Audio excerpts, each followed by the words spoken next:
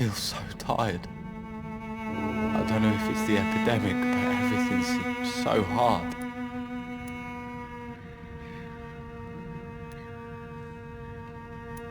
You'll feel better with this, but you need to get a grip, young man. Medication alone won't cure melancholia. I'm not sure I'm happy with the idea of living long in a world like this. But I thank you for your concern, sir.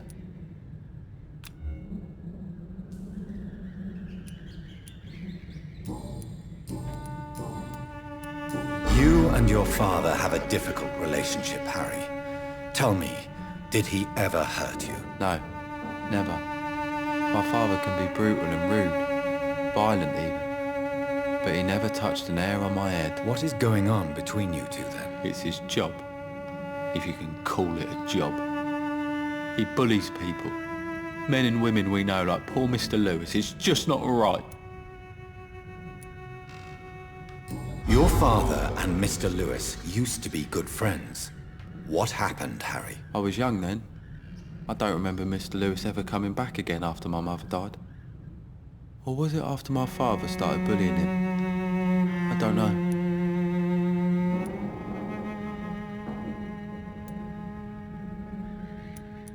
Have you tried speaking to Mr. Lewis about it? I don't go out often, but yes. And he scolded me and told me to leave him alone. I guess my father frightens him too much. But you are not responsible for your father's actions. Am I not? Dad always says that he joined that gang for my safety.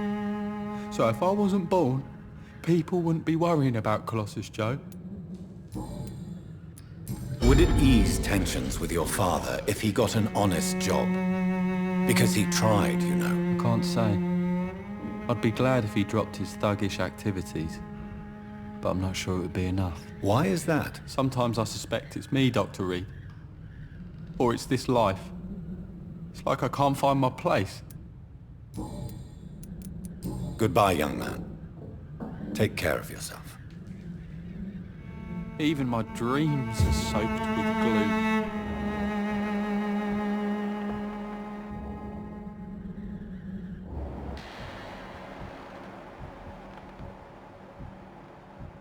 Is there only pain and suffering in this world?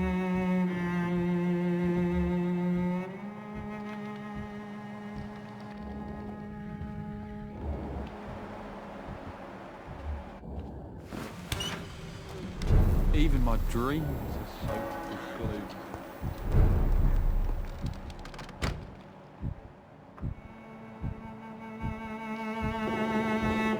Even my dreams are soaked with glue.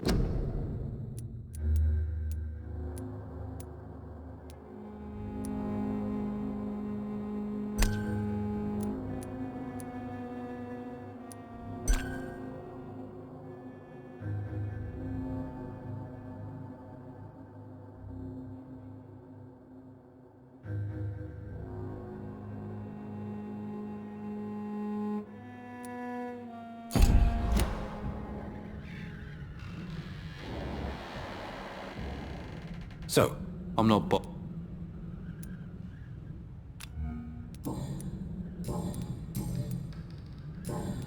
goodbye, young man. Take care of yourself. Even my dreams are soaked with glue.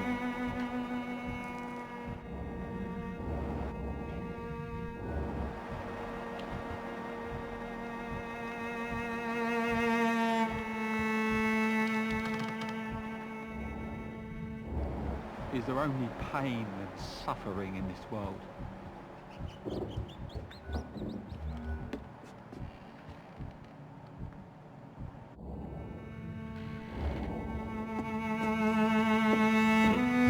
Even my dreams are soaked with glue.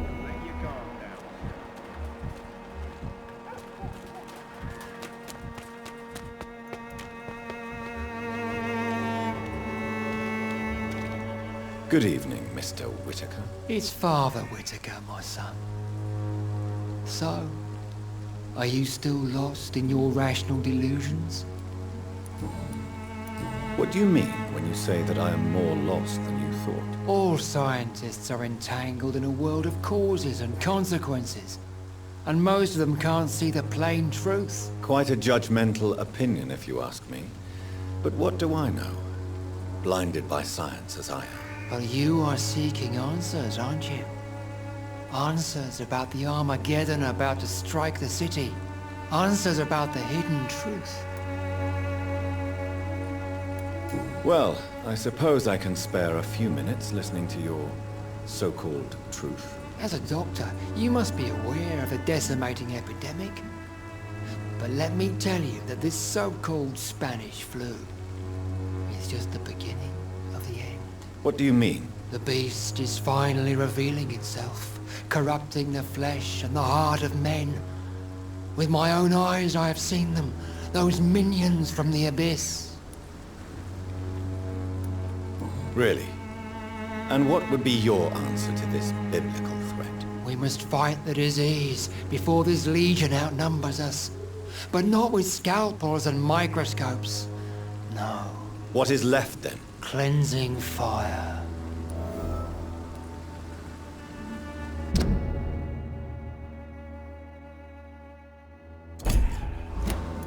Tell me, Tobias, what exactly is your plan concerning the cleansing of this city? God will recognize his own.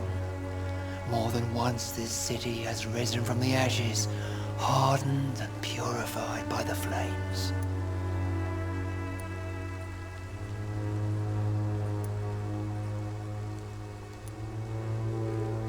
Fire is just the instinctive answer of a caveman facing something he does not understand.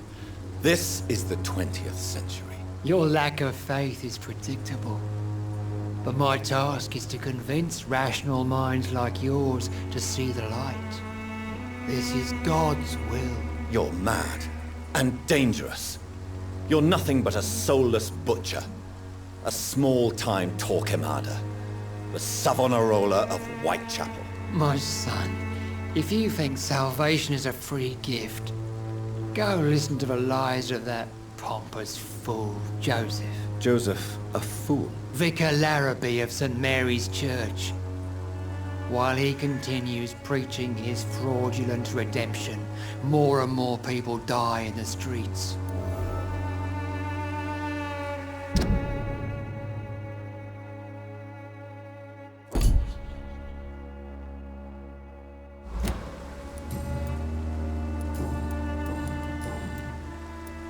Have you any friends?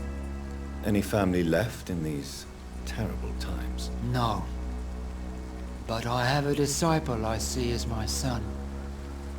He is so devoted. I send him to preach the good word in the heart of this corrupted city. Where did you send him? I sent Samuel to the Stonebridge Cemetery, where the pestilence and evil grows night after night. You sent him on some preaching crusade during the epidemic. As a true believer, Samuel will fear no evil while he walks through the valley of the shadow of death.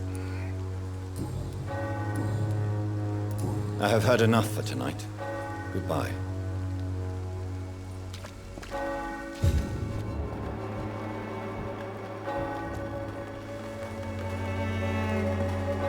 Excuse me, sir. Are you familiar with this part of town? Name's Clayton Darby, reporter. Sorry, I'm new to Whitechapel. But perhaps you could help me since you're a journalist.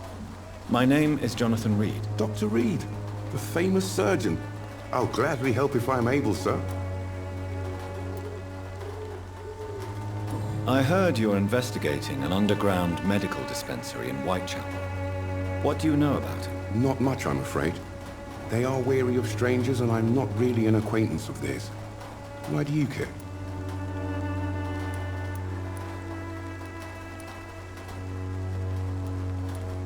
I'm afraid one of the nurses from the Pembroke Hospital may be involved with unsavory activities. Ah, could it be Dorothy Crane? Without a doubt, you are a damn fine journalist, Mr. Darby.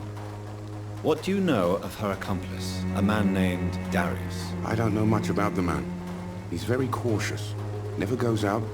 Doesn't seem to have any friends or family. He has no relatives at all? No. Except for that strange man, a poet named Richard Nithercott, who sometimes comes by. Darius would never let him in. Where can I find this Mr. Nithercott? He spends most of his time lurking around Whitechapel, talking to himself or declaring verses. These days, you can usually find him behind the church. He never goes out? No. A few days ago, he unexpectedly did. I followed him, but it was just a ruse to keep me away from his house. Really? How do you know? He went to the nearest mailbox, but just before posting his letter, he ripped it up and threw it away. What is a journalist doing in this borough after sunset? He goes where none of his colleagues would dare to go, to inform the country. So you risk your life to reveal the truth. I saw many reporters do the same during the war. Whitechapel is the crucible of so many untold stories and tragedies. I want people to know them. That's quite honorable of you. But is the public interested? Not at all, sir. And that's why I'm an independent journalist, hoping to sell some stories. Why are the newspapers keeping silent about the Spanish influenza?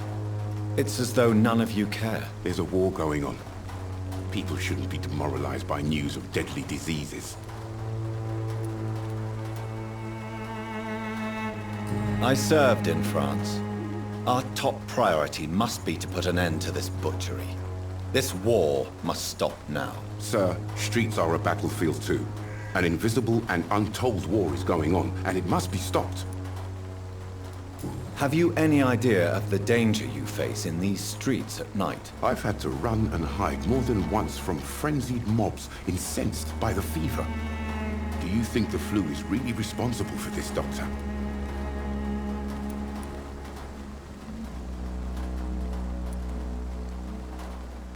I'm convinced there is more at work here than a simple epidemic. Really?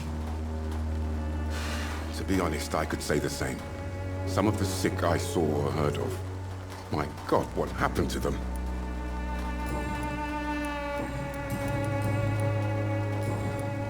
Goodbye, Mr. Darby. Farewell.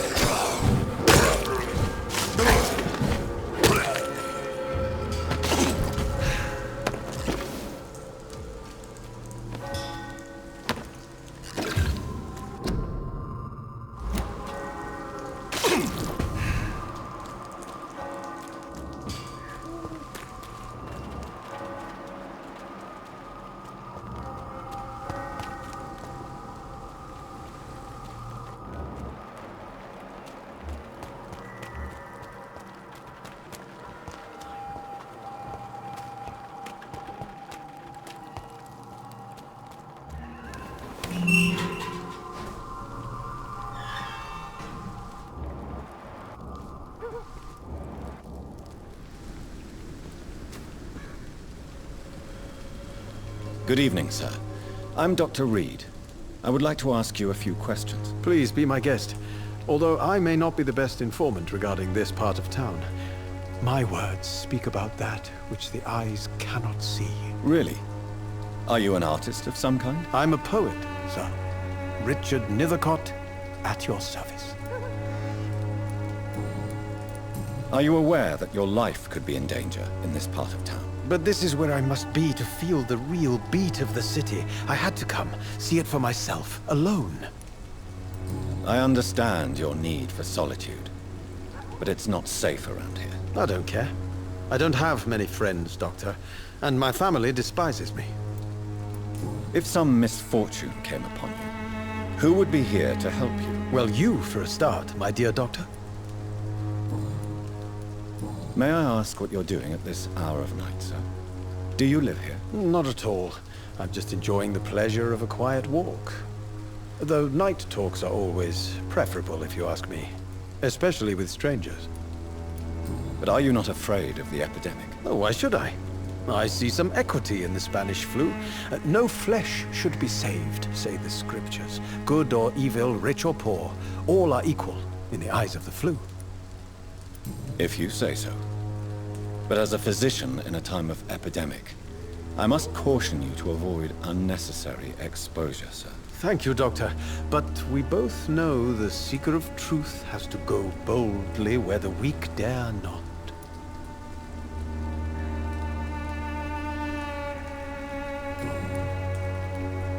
What are your thoughts on the terrible situation in this city? Terrible, you say? No. Of course, the death of so many innocents is a tragedy. But the scourge has not been all bad for the city. Oh, no, sir. What are you talking about? Do you remember London before the flu?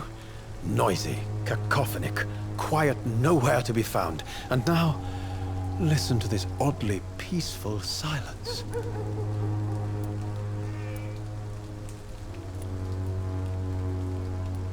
Yes. The enjoyable silence of the grave. You have a unique perspective on the situation, I must admit. Most people fail to understand my perspective. I don't blame them. But how could I call myself a poet if I veiled my feelings?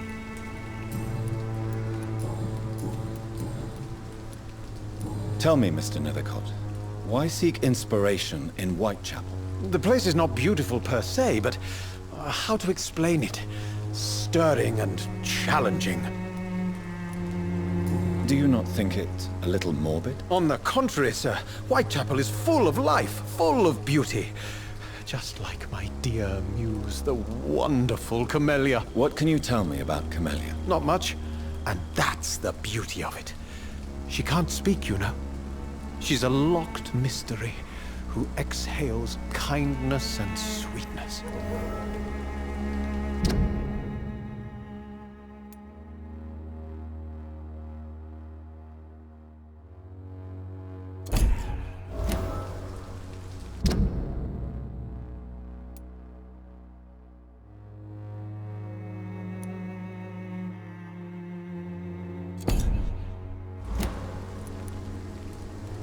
Perhaps you're just afraid to find out the truth about your muse. One day, perhaps, I'll ask her to come with me. But will she still be my wild flower of Whitechapel if she moves uptown? And have you ever tried to learn more about her? Where she lives? How she survives? Whom she may know? Maybe I prefer she remains an enigma. Reality can be so dull, don't you think? In what way, exactly? The struggle by gaslight, the barren smiles and the added hunger under the rain. If you say so. Such vibrant antagonism and vivid paradox. The stripped humanity raged across each street. Vivid, of course, yes. And what about the poignant distress? Oh yes, the poignant distress. You see what I mean, don't you? That's what I want to write about, and that's what Whitechapel is made of. May I ask you a few questions about the district? Extraordinary part of town, is it not? I'll be glad to help you, if I can. I'm looking for Dorothy Crane, a nurse who lives in this vicinity. Dorothy Crane. Oh, I love the name. The Crane of Whitechapel. Sounds very mysterious. But, sorry, no, never heard of her. What can you tell me about an old man called Darius? Darius Petrescu? Yes, I know him. At first, I thought he was only a small publisher. I invited him to publish my work, but his reaction was pretty clear. Not interested in your talent? Darius is an old political activist who takes delight in printing tracts and lampoons. Those communist activities only require mediocre writing skills.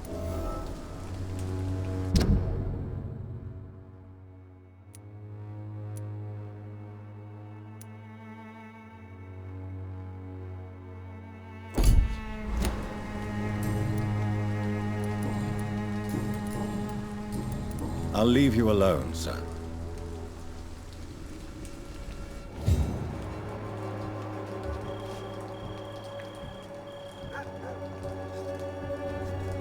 Good evening, Mr. Nick. And good evening to you too. I'll leave you alone.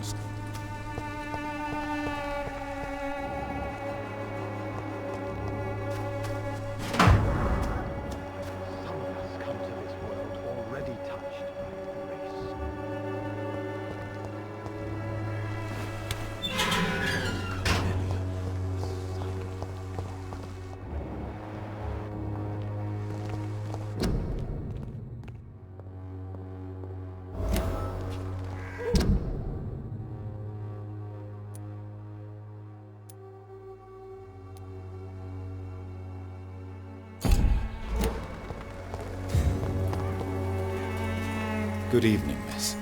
I'm Dr. Reid. I'd like to ask you a few questions. I know what you're thinking. A tall stranger who meets a girl in the street at night. It reeks of the penny dreadfuls. But I mean you no harm, truly.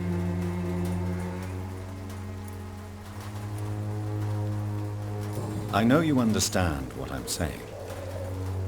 Your silence has nothing to do with you being mute, does it? Melia, I know you work for Dorothy Crane. Please tell me about her secret dispensary. A stubborn and mute comrade. Nurse Crane and Darius Petrescu have been clever. Tell me about Richard Nithercott. I understand he is quite fond of you, Camellia.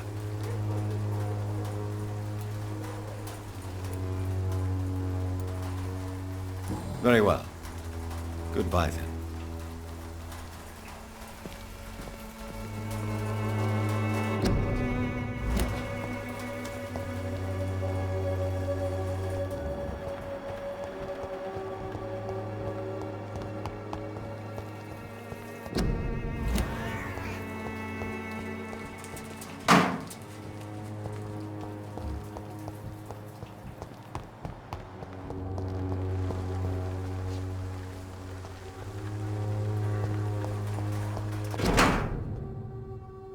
The content of Darius' letter to his children could give...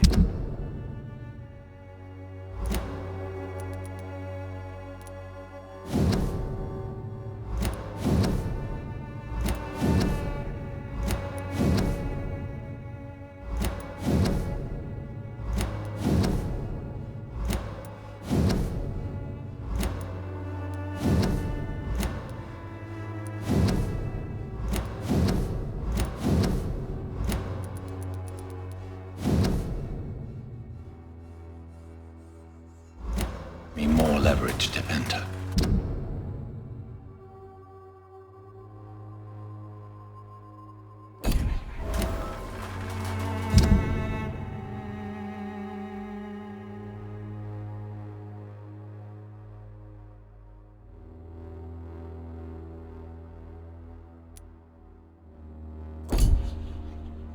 Darius is a bit less of a mystery now. It should not be that difficult to incite him to let me in.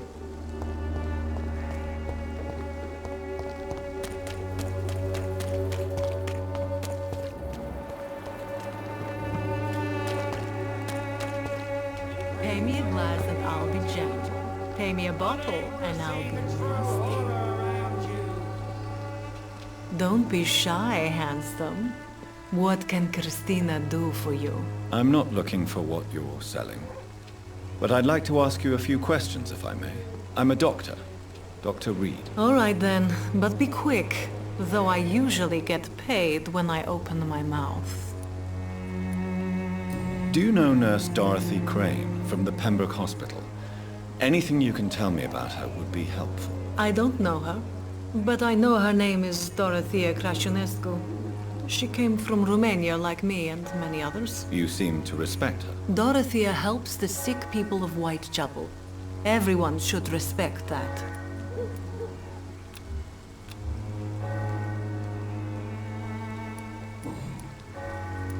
Christina, have you been examined?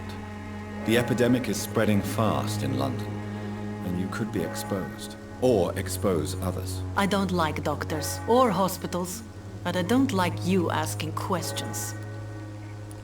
Considering your line of work, I assure you it is only a matter of time before you have health issues. If it is going to happen, it will happen. Right now, I need money. That's what's important.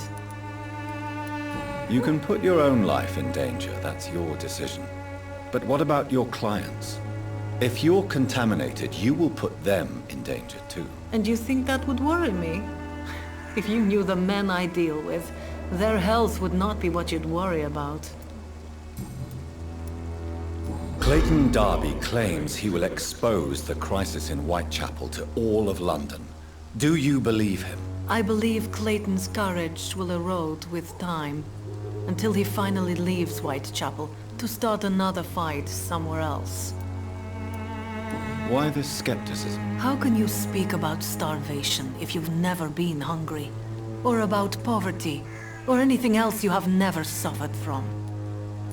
Are you talking from experience? I've seen your type come here to get a good fuck in a cheap room or a dark alley before going back to their fancy houses in the West End.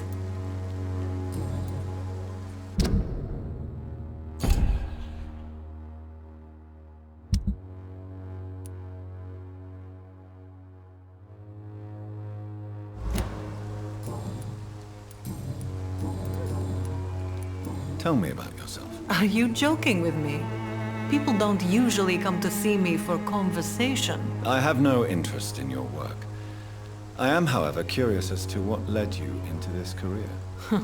Short story. The war, exile, and England. This country is not especially welcoming. I've been refused many jobs because of where I am from. I had few options left.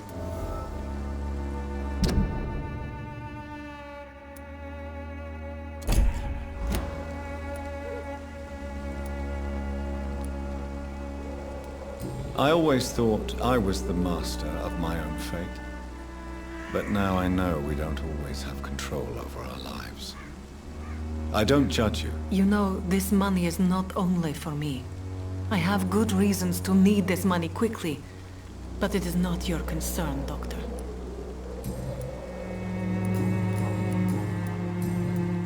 Goodbye, miss. Take care of yourself as best you can.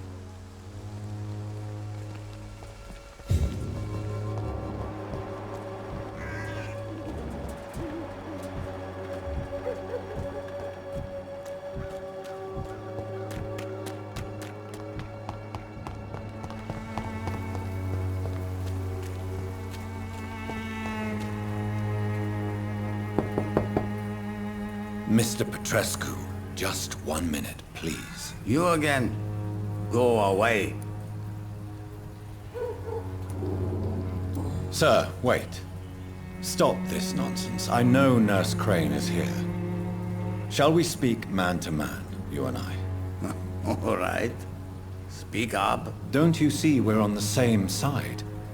We fight to help the poor, sick, and abandoned. I'm nothing like you, Mr. Doctor. Yes, you are. You too believe in providing medical care without charge. You know what we have to sacrifice to make the world a better place. I have to admit your words have conviction. All right, I'll let you see, Dorothea. Don't make me regret this, though.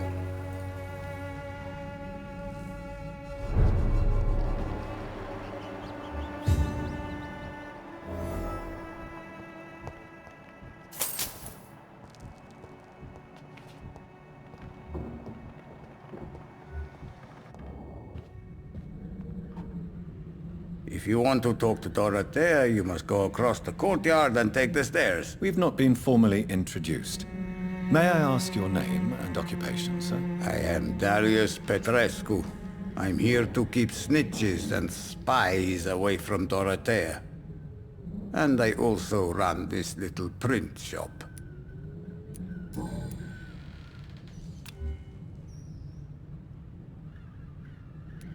Did you refuse to publish Richard Nethercott's previous works, Darius? Yes, his manuscript is as pompous as he is starched. Now there's a man who loves the sound of his own voice. You could have told him so. As a great writer recently said, politeness is the most acceptable hypocrisy. Tell me everything you know about Camellia, the mute florist. I do not believe in the afterlife, Doctor, but I'm almost convinced Camellia is an angel. She volunteered to give out our medical leaflets. Are you not worried for her safety? She is as brave as she is tough, and clever too. If only I had met her when I was younger. Are you in love with Camellia, Mr. Petrescu? Don't be stupid. If I had met her when I was younger, we could have won our revolution. Who is she, really? Do you know where she's from? She's not from around here, that's all we know. Camellia is not even her name. It's her favorite flower. You say she has no close family. Well, there's that awful poet who constantly follows her around like a lost puppy. A good man for sure, but a very poor writer. So Dorothy's real name is not Crane? Like myself and many people in this area. Dorothea is from occupied Romania. That's all you need to know. She seems important to the community. More than you can imagine. The West End does not want to hear of Whitechapel's misery. Dorothea is one of the few doing something about it. Tell me everything you know about Camellia, the mute florist. I do not believe in the afterlife, Doctor, but I'm almost convinced Camellia is an angel. She will...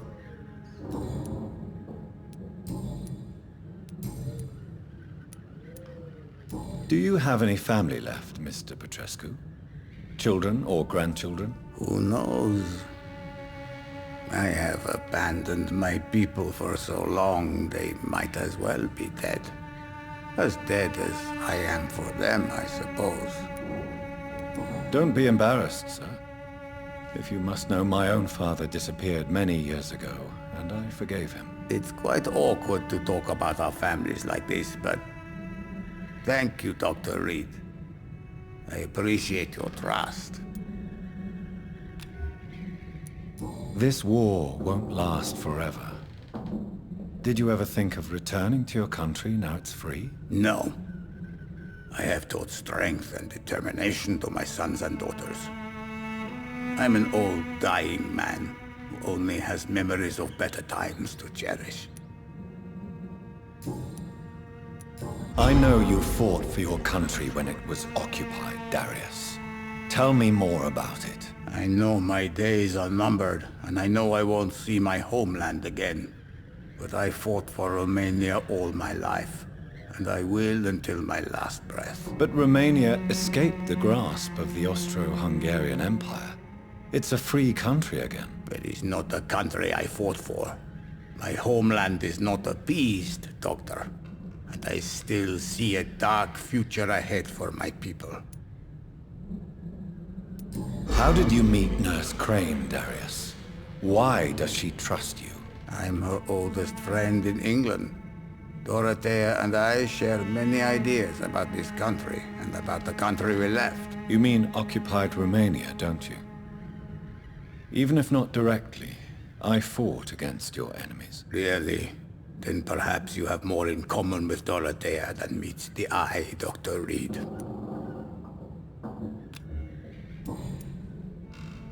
Goodbye, Mr. Petrescu.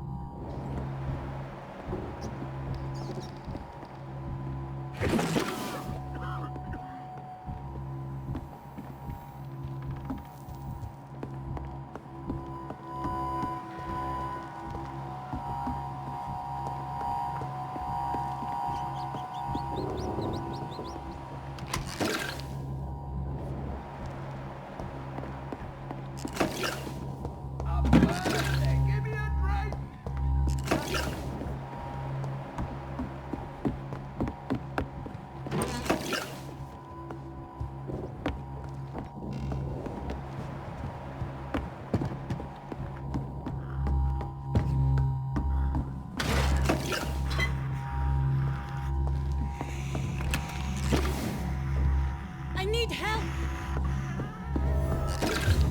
What do we have here, nurse? Patient Razvan Vasily. High fever running on 3 days. Complaints of dizziness, muscle aches, and head pain. Diagnosed with influenza. Treatment? Aspirin and salicin for the fever and discomfort. Liquids for dehydration, but he's having trouble keeping even water down. Aspirin and salicin, you say? Why not some warm milk and a kiss on the cheek? Where are the quinine salts? Tried buying, borrowing, even stealing. There's none to be found, Doctor. He's not convulsing, he's choking. He's not getting any air. Scalp! Hand me that scalp! What can I do, Doctor?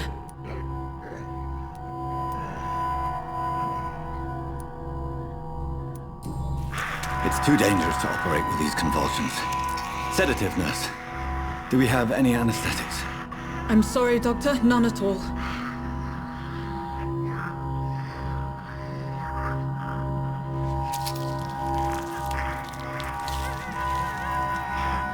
I need to perform a tracheostomy. Short pipe. That rubber tube will do. We're going to cut a passage for air through the neck. Yes, Doctor. He's breathing again, but he's coughing up blood. Internal hemorrhaging. I need to make another incision into the chest cavity to drain the fluids from the lung. Prepare another tube. A thoracostomy. Doctor, we've nothing to fight the infection. We need an aseptic environment.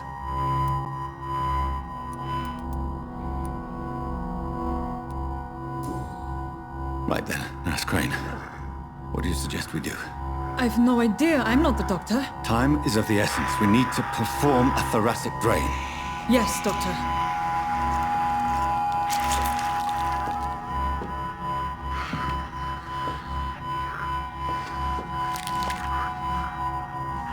He's still bleeding, Doctor. I'm losing his pulse. The drain must have punctured the intercostal artery. There's too much blood. Are you all right, Doctor? I can't see.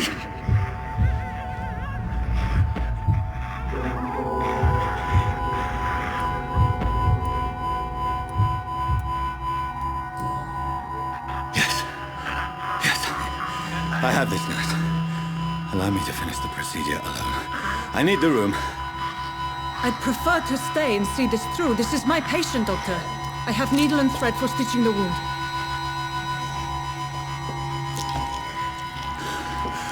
Good. The stitches are holding. How's he doing? We're losing him. We've lost his pulse. He's dying, Doctor!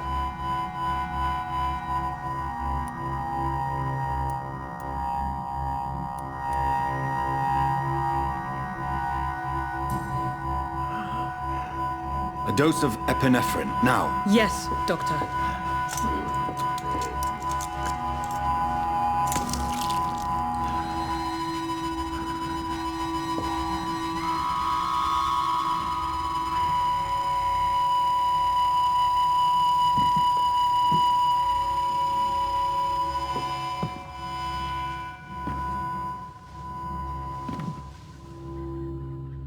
We've lost the pulse. He's gone, Doctor. Nurse, we did everything we could. Truly? Everything you could.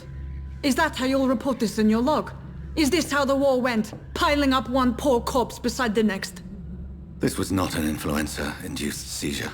I've never seen symptoms like these on the continent. Neither have I. But the previous symptoms leading up to this attack were the same, indistinguishable from the epidemic. No. There was something more vile in these reactions. Something primitive. There have been numerous reports of mental breakdowns caused by the fever that accompanies the flu itself, Doctor. Yes, but... I'd best take some samples of the blood for analysis.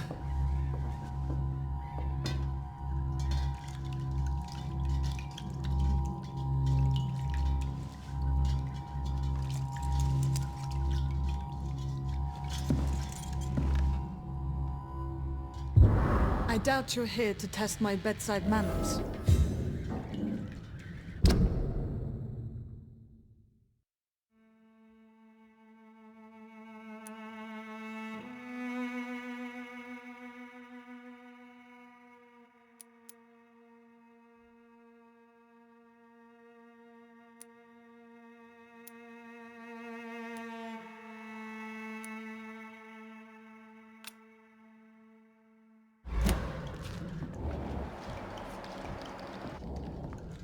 I suspect it was more than intuition alone that led you to us.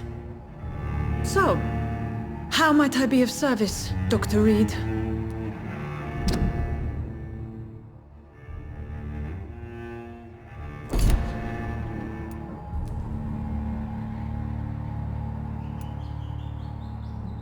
I've come to put an end to this insufferable blackmailing, Dorothy.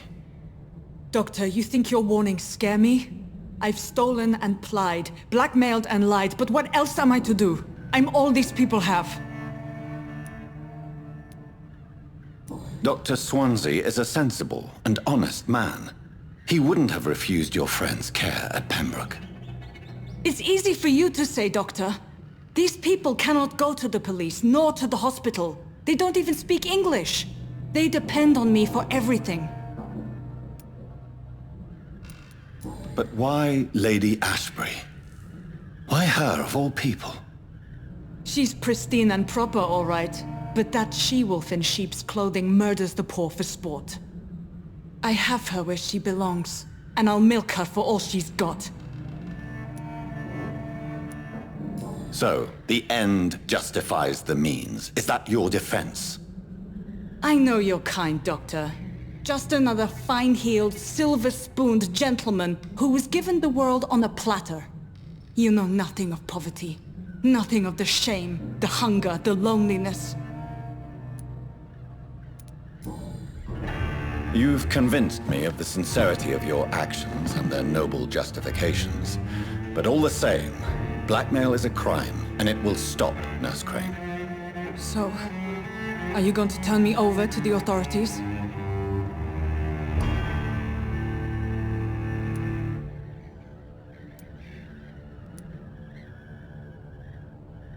Listen very carefully, Dorothy. You will erase from your memory everything you pretend to know about Lady Ashbury and Pembroke Hospital. Let that rich bitch off the hook over my dead Nurse body. Crane, enough. Listen as if your life depended on every word. I know you've a generous heart who gives freely to those in need, but you shall walk away from the shadier streets of your business. I will never abandon... Dorothy, the discussion has come to a close. Your clandestine activities in the Resistance are over. Let it go. I'll let it go. Yes. All gone.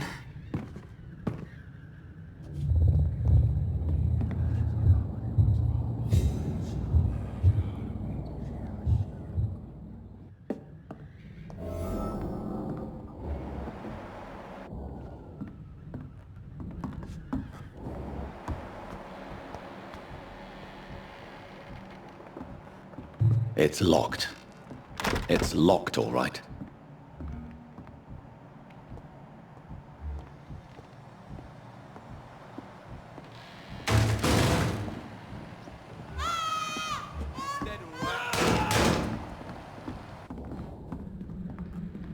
Oh, this one stinks already. It's one of them!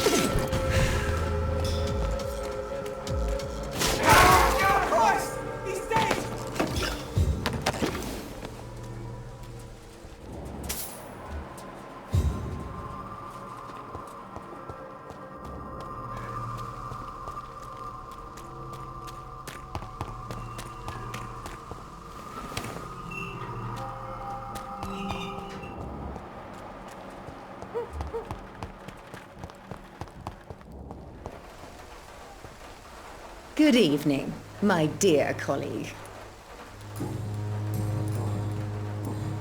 I'd like to see what kind of medicine you're selling.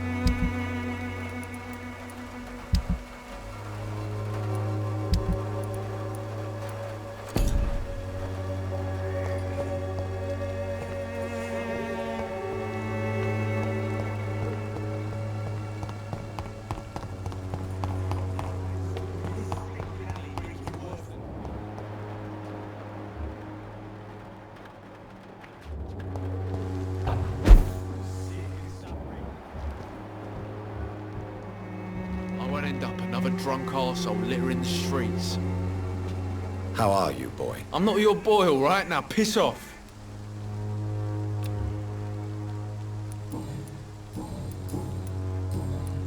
Goodbye, young man. Me? I'll not die in some piss-stinking alley reeking worse than a week-old lappy.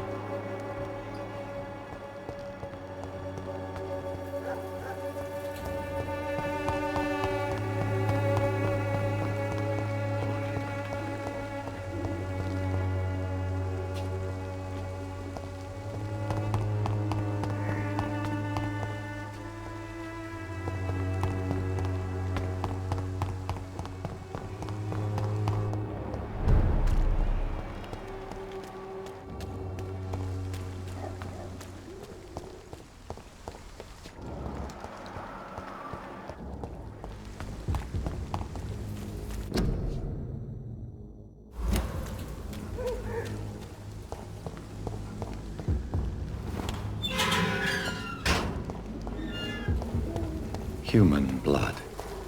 Whoever left these marks did so deliberately.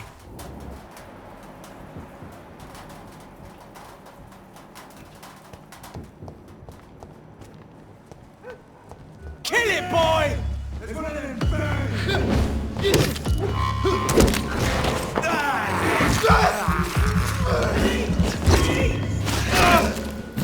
Crush the leech, boys! Die, vermin!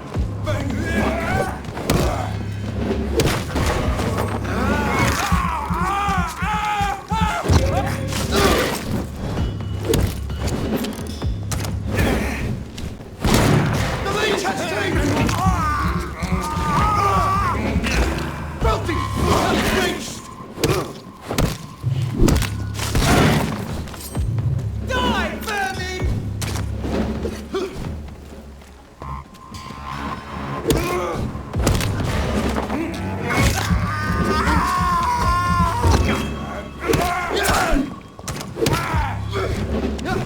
Burn it, boys!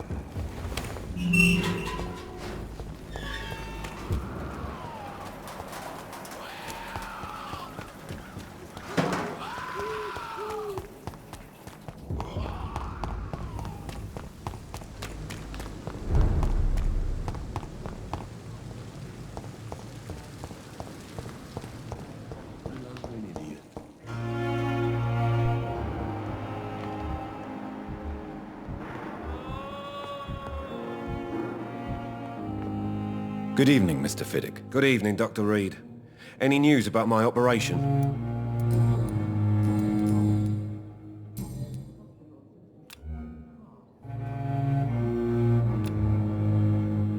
Goodbye for now, Mr. Fiddick.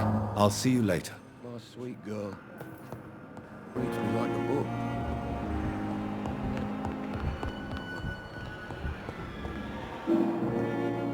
Good evening, Dr. Strickland. And good evening to you, Dr. Reid. Can I be of any help?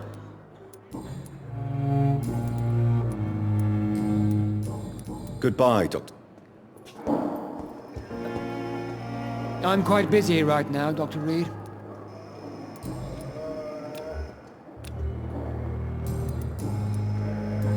Thank you for your...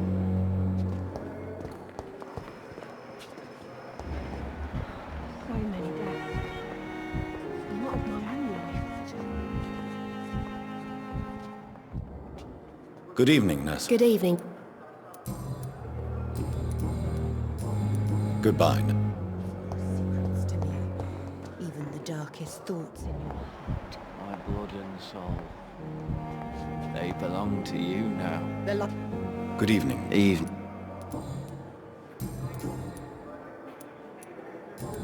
Goodbye for now.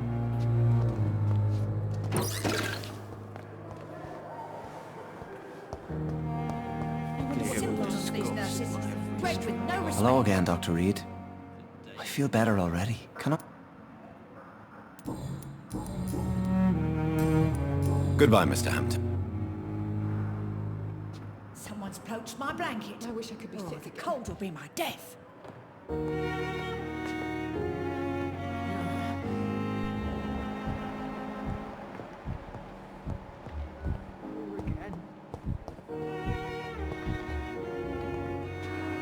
Good evening. I need blood, Doc.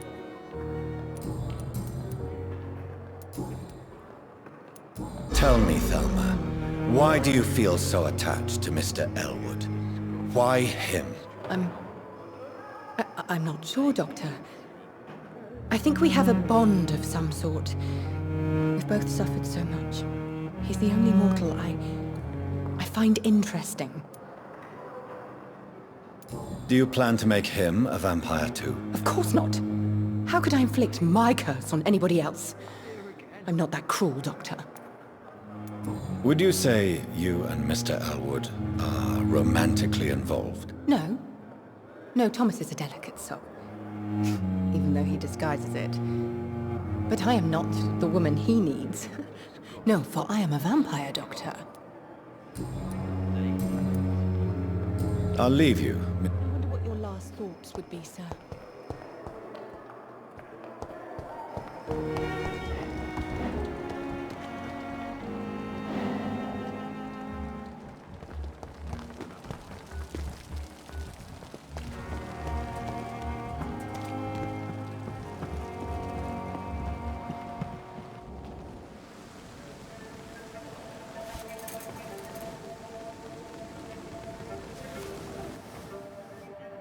How can I be sure I'll not find your unconscious body in the house again?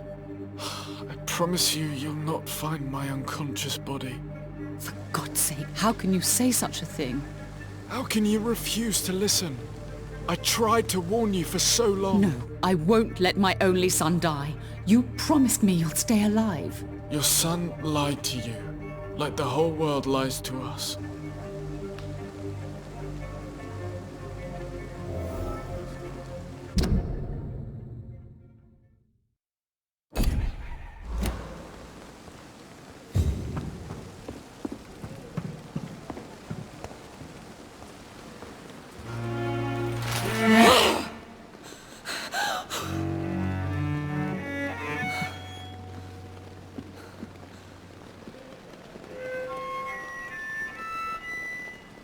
I would ask you to avert your eyes, sir. Or did you not know it was rude to stare? I knew it. Speak up, Dr. Reid. I like a man who speaks his mind.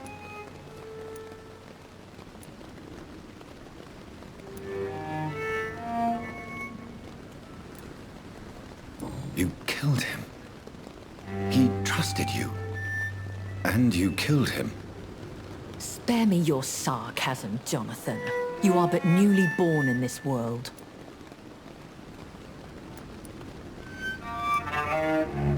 So in the end, the accusation was true, wasn't it? The situation is somewhat awkward nonetheless. I have not been observed sustaining myself for many decades.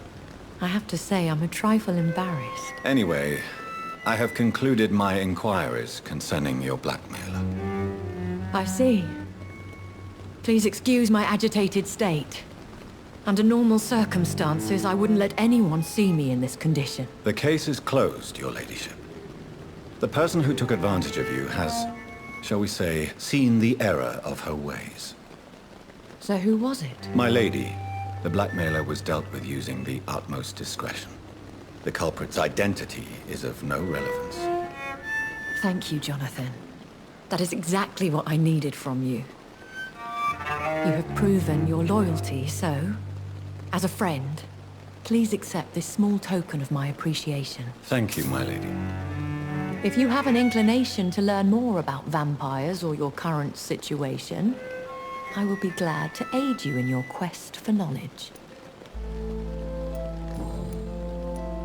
I don't understand. Why was I created and then left for dead? That is a question only the one who made you can answer. It's not normal practice. I doubt even if you find him, he will answer you, considering how cruelly he treated you. So me being a vampire could have been a mistake? I very much doubt it, Jonathan. Contrary to the legends, it is not as simple to make another vampire by just biting someone. I'd like to avoid creating another vampire by mistake anyway. Tell me, how is it done? The process is dangerous. It could even kill your potential progeny. If you did decide to sire an offspring, they must drink of your blood, Jonathan. I've been hearing a voice talking in my head. Is this some kind of insanity? It feels like the voice of the vampire that created me. Hush. Tell no one this. It would be unwise to talk of such things amongst British immortals. Speak no more of your maker. How could this cause offense? Only the powerful immortals can mentally call to their progeny. No vampire or hunter will sleep easy, knowing that an unidentified elder is stalking the streets of London. Excuse my forwardness, but are you my maker? Me? Goodness, no. Only a foolish immortal would create a progeny without taking precaution, and I'm no fool. A vampire? Is that what I am? What we are? Such a crude word, defined by penny dreadfuls and drunken hacks. No. You are now an Ekon, and that you shall remain. Are you an Ekon too? Yes, I am. We are the closest thing to what man refers to as vampires. Forget what you think you know about us. So we are Ekons. How can I identify us amongst other vampires? How to put it? All Ekon are vampires. But all vampires are not Ekon. We are but a branch of the immortal tree.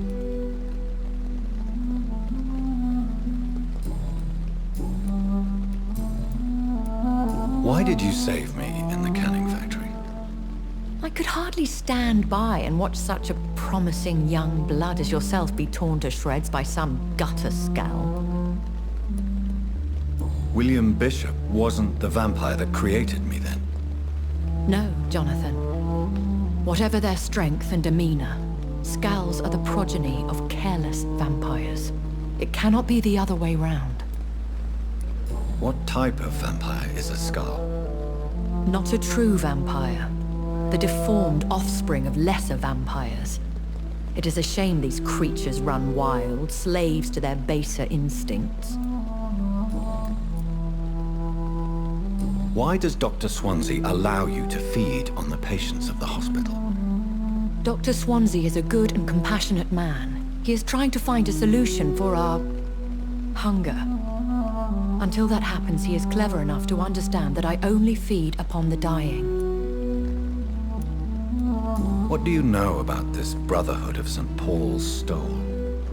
The Brotherhood is well known amongst London vampire society. As long as our kind is discreet, and as long as they do not interfere, we have come to a mutual understanding. And no one suspected you of the murders? As you well know, suspicion has recently fallen on me of killing for pleasure. But you have my word, Jonathan. I take no pleasure in taking a life. I know this is beyond the pale, but may I inquire your age? Really? And I thought you were gentlemen. If you must know, I'm 27. I've been 27 for a long time now, and 27 I shall remain. Very well. But I believe there is more to this than you are saying. A lady has to have some secrets. And who bestowed upon you this eternal youth? My maker. He left this isle a long time ago.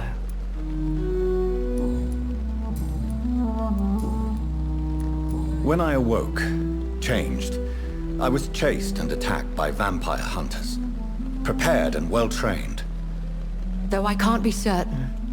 More than likely, it was the once glorious Guard of Priwen. Once glorious, but still dangerous. They have seen better days, but all fanatics are dangerous. You would be wise to stay clear. They are sworn to destroy our kind. You make them sound like some sort of cult. More a society. And like all the best ones, a secret society. I thought them almost gone, but it seemed they have been recruiting. I've been away from London and England for 3 years. This isn't the city I remember. Things have gone from bad to worse here, Jonathan. I've lived in this city for a long time, and I've never seen it like this. The Spanish flu has hit London that bad. Yes, but it's not just that. I've heard things. Things I've not heard for a very, very long time. There are whispers in the shadows. Something far worse than the Spanish flu is here in the city. What is it you fear? Fear has long since flown this form. But there is something malevolent circling us. I feel fear is merely waiting in the wings. Are there many vampires here in London? Immortals are of a rare breed, and we often tend to hide. But you may occasionally meet some of us at night. Do you know any of them? Have you an idea of the identity of the vampire who attacked me? You mean your maker? No, Jonathan, I have no clue. But I fear he or she is as careless as cruel. To let you discover your new condition by yourself. What do you mean? Every now and then, you may discover an immortal in the deep of the night. But we are a rare and reclusive breed. Our progeny is almost never accidental. Will they all be as affable as you, my lady? I do not see why not. But remember, even the shark smiles before he bites. That sounds like a lesson from experience. Vampire politics are as intricate and sometimes tedious as a game of chess in a gentleman's club. I've learned from experience it is best to decline to play. I bid you farewell. For now, my lady. I must quickly analyze the blood I took from Nurse Crane's patient.